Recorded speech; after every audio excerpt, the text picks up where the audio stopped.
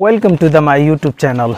आज भी फिर मैं अपने 5 खूबसूरत शख्सियत के बारे में बात करूंगा, लेकिन वो मैं मर्द के बजाय मर्द नहीं बल्कि आज मैं ख़वातीन के बारे में बात करूंगा। ऐसे ख़वातीन जो कहीं ना कहीं मेरे ज़िंदगी को बहुत मुतासर किया। हमने दूसरे तरीक़े से औरत को देखना शुरू किया। उनमें से जो मैं 1 बाय 1 नाम दूंगा, वो सिर्फ मैं आज भी फिर बता दूं कि वो इस वजह से नहीं कि वो खूबसूरत है या वो अमीर है या फिर वो अपने दुनिया की माहिर है, नहीं, बल्कि उसकी इंसानियत कितनी अहम है। उसके लिए वो जिस तरह से सोचती है दुनिया के बारे में, वो जिस तरह से दुनिया को जिस आईने से देखना चाहती है, वो इम्पोर्टेंट है मेरे लिए। इसी वजह से मैंने उसे 5 फेवरेट आदमी में रखा है। और ये भी मैं बता दूँ, ये 5 कोई एक कम्युनिटी से नहीं है, ये कोई 5 एक शख्सियत नहीं है, बल्कि ये मुनफरिद शख्सियत है, मुनफरिद ख़वातीन है जो आपको वाकई अच्छा लगेगा। आप भी मेरे इस वीडियो के बाद ज़रूर उसके बारे में जानने की कोशिश करेंगे और समझने की कोशिश करेंगे। उसमें से पहला नाम है, पहले तो मैं उससे पहले एक शेर सुनाऊँ ताकि औरत की भी हौसला अफजाई हो। बताऊँ क्या तुझे ए हमनशी किससे मोहब्बत है, मैं जिस दुनिया में रहता हूँ वो इस दुनिया की औरत है, मैं जिस दुनिया में रहता हूँ वो उस दुनिया की औरत है। तो ये 4-5 जिसका मैं जिक्र करूँगा, ये कोई ख़वातीन कोई दूसरी दुनिया की नहीं है बल्कि इसी दुनिया की है। और ये अपनी ज़िंदगी को किस तरह से दुनिया को बेहतर बनाने में अपना ताउन दे रही है, वो एक काबिल-ए-दाद है। तो वो पहला नाम है। पहले तो ये वीडियो आप देख लिए होंगे जिससे आपको समझ में आ गया होगा कि मैं किसका नाम ले रहा हूँ। तो पहला नाम है राना अय्यूब।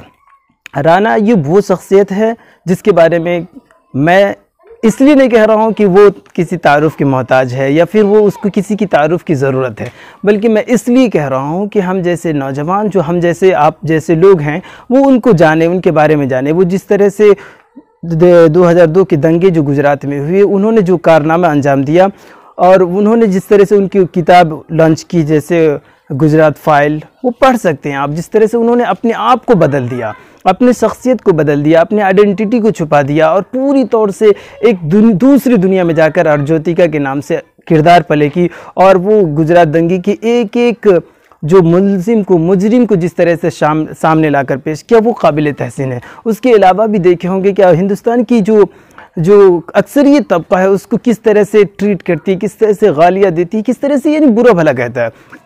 फिर भी उसके ट्वीट देख सकते हैं, फिर भी आप उसके एक चीज़ को देख सकते हैं कि वो जब लिखती है आर्टिकल या वो फिर फॉरेन के लिए काम करती है या वाशिंगटन अखबार के लिए जब लिखती है, तो वो एक फैक्ट लिखती है, हकीकत लिखती है। उसे भी डर हो सकता था कि हम जिस कंट्री में रह रहे हैं वहाँ के हालात अभी बिल्कुल नासाज है, फिर भी वो उस चीज़ से लड़ रही है। वो उस चीज़ के ख़िलाफ़ जाकर, पूरी दुनिया को ख़िलाफ़ जाकर, जिस तरह से अपने आप को वो वहाँ पे ये नहीं देख रहे कि मैं एक औरत हूँ, मैं एक ख़वातीन हूँ, मेरे से कैसे हो सकता है, बल्कि उन्होंने पूरी तौर से जद्दोजहद की, पूरी तौर से लड़ा और इस फासिस्ट गवर्नमेंट के सामने भी अपने आप को चैलेंज के साथ पेश किया और उस पर आज भी साबित कदम है, जो आपको भी अच्छा लगेगा। और इसके बारे में मैं पूरी बात नहीं बताऊँगा चूँकि ये मेरे पहले नंबर के पसंदीदा ख़वातीन हैं जिसके लिए मैंने आपको बताया। दूसरे नंबर पे है आरफा खानम शेरवानी।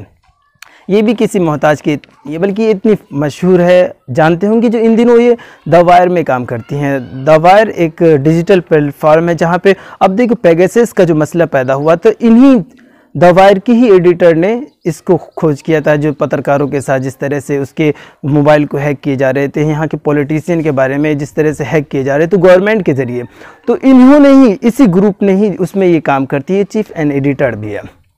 आरफा करीम, अगर वो अपने आप को दौलत कमाना चाहती है, अगर वो अपने आप को शोहरत कमाना चाहती है, अगर अपने आप को दुनिया की बेहतरीन ख़वातीन अमीर ज़ादी बनना चाहती, तो वो जिस तरह से न्यूज़ में काम की, NDTV में काम की, जिस तरह से दूरदर्शन पे काम की, वो इस तरह से, या अभी जिस तरह के बहुत ऐसे यहाँ हिंदुस्तानी चैनल्स है जिस पे वो पॉलिटिशियन के नाम पे जिस तरह से गवर्नमेंट की हिमायती बन के वो अपने आप को दौलतमंद हो जाती, वो अपने आप को मशहूर भी हो जाती, वो अपने आप को हर तरीके से लग्जरी ज़िंदगी जी सकती थी। लेकिन उन्होंने तमाम चैनल को खैराबाद कहते हुए, जहाँ पे उनको खुद की बोलने की ताकत मिले, जहाँ पे खुद को अपने आप को साबित करने को, अपने मन की पसंद की शो करने को मिले, वहाँ पे उन्होंने कबूल किया और जाके द वायर के लिए काम किया। और एक जिस तरह से यानी कि हर मुद्दे पे वो बात करती हैं, वो काबिल तहसीन है। इसलिए आप भी आरफा खानम को जाने, ये मेरी सेकंड सबसे फेवरेट ख़वातीन है।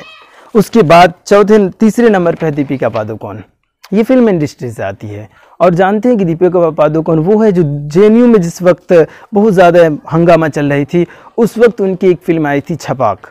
उस वक्त वो जिस तरह से दिल्ली गई और दिल्ली के बाद वो जेएनयू गई, वहाँ के स्टूडेंट के साथ खड़े हुई, शायद कि फिल्म इंडस्ट्री की कोई किसी की हिम्मत ना हो कि उसकी एक तो अपनी फ़िल्म आ रही हो, उसको इस चीज़ का परवाह नहीं कि अगर वो फ़िल्म फ्लॉप हो जाए, फ़िल्म को नुकसान पहुँचे। हुआ भी नुकसान, लेकिन उसने इस चीज़ को नहीं देखा, बल्कि वो उस चीज़ के ख़िलाफ़ जाकर, उस चीज़ के ख़िलाफ़ अगेंस्ट जाकर जेएनयू गई और वहाँ के लोगों से बातें की, वहाँ के लोगों के बारे में, यानी जिस तरह से तलबा की जो मुतालबात थे, तलबा की जिस तरह उस वक्त जिस तरह तलबा के ऊपर लाठीचार्ज की गई, उसके ख़िलाफ़ जाकर उन्होंने जाकर उनकी हिमायत में खड़े हुए।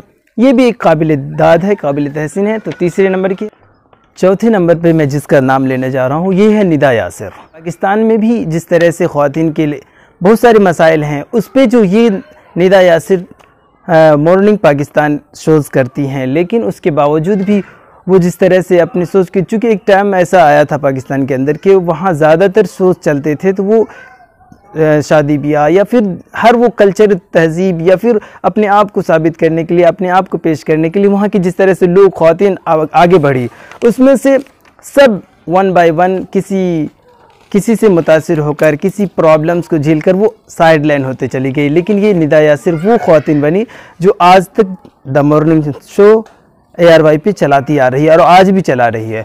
वो हर मुद्दे पे ट्वीट करती है, हर मुद्दे पे इमरान खान के ख़िलाफ़ बात कर जाती है। अक्सर ऐसा होता है कि जो इस तरह की ख़वातीन होते हैं, शोज़ में काम करती हैं, जो ज़्यादातर प्रोड्यूसर टाइप के होते हैं, डायरेक्टर टाइप के होते हैं, वो इस तरह के स्टैंड नहीं ले पाते हैं। लेकिन उनमें से ये है जो तमाम के ख़िलाफ़ जाकर अपनी बात, और एक एक घंटा जो ना बोलने वाले से भी बुलवाते हैं और अपनी बात पे अटल रहती है। तो ये तीसरे नंबर की निदा यासिर। चौथे नंबर की, पाँचवीं और आखिरी है, ये वन फेमस है जो शायद के भी छुपा रुस्तम है, लेकिन मैंने उसको बहुत करीब से जाना है, तो आप भी इसके जानने की कोशिश करेंगे। ये डॉक्टर शीन है, जो आप तस्वीर में भी देख सकती हैं। ये ऑक्सफोर्ड से ग्रेजुएट है और हार्वर्ड यूनिवर्सिटी से PhD है। ये मुस्लिम दुनिया से आती है। लोग अक्सर कहते हैं कि मुस्लिम दुनिया के बारे में कि वहाँ की ख़वातीन छुप कर ज़िंदगी जीती है, उसको कोई बढ़ावा नहीं मिलता है।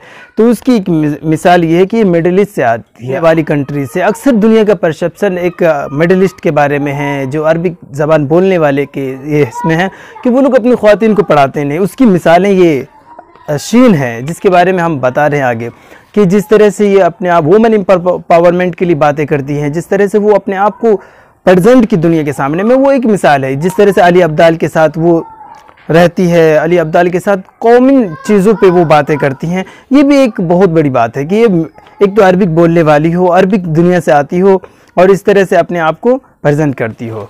कि वो ख़ास तौर से अक्सर उनकी वीडियोस देखेंगे, उनके जिस तरह से वो अपने टॉपिक्स चुनती है, वो ख़वातीन के बारे में है। वो आज़ादाना ख़याल को सिर्फ आज़ादाना ही नहीं रखा, बल्कि उसने प्रैक्टिकल ज़िंदगी में दिया कि औरतें हर चीज़ कर सकती है। और उस समाज से आकर जहाँ पे अक्सर ख़वातीन इस तरह की तरफ तवज्जो नहीं देते हैं, और आज वो जिस तरह से अपनी ज़िंदगी जी रहे, वो काबिल मुबारकबाद है। इसलिए चौथे नंबर, पाँचवें नंबर, ये सारे 1 से लेकर 5 तक के जो है सब मेरे फेवरेट है। इसके अलावा भी बहुत सारे हैं, लेकिन ये 5 है जिसको आप भी देख सकते हैं, आप भी जान सकते हैं। शायद कि आपको अच्छा लगेगा। हमारे इस वीडियो को लाइक, सब्सक्राइब एंड शेयर ज़रूर कीजिएगा, बेल आइकन ज़रूर दबाइएगा। Thank you so much for watching this.